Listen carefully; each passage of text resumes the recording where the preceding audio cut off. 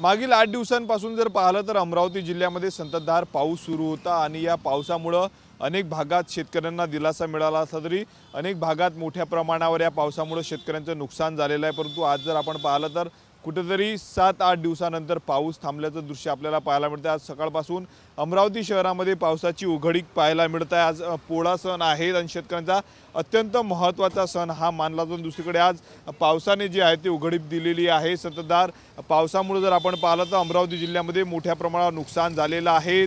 सुरुवातीला 12 तारखेपर्यंत जर आपण पाहिलं तर जवळपास 250 मिलीमीटर इतका पाऊस झाला होता।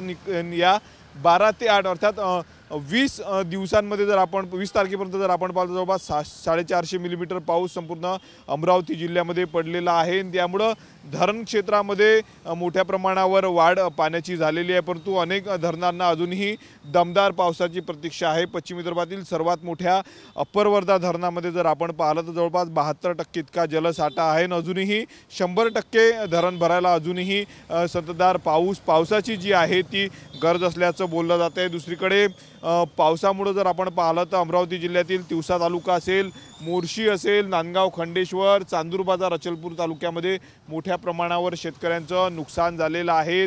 8 दिवस जर आपण पाहिलं तर सूर्यदर्शन झालं नव्हतं, परंतु आज जर आपण पाहिलं तर पाऊस थांबलेला आहे कुठेतरी। त्यामुळे शेतीच्या कामाला जो आहे तो वेग आलेला आहे।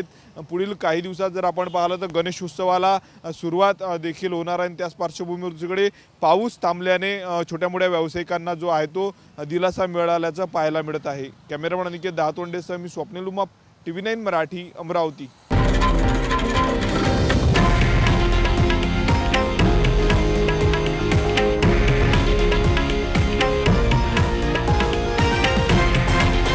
हे आहे देशातील नंबर 1 न्यूज नेटवर्क आणि आपण पाहत आहात TV9 मराठी, एकमेव।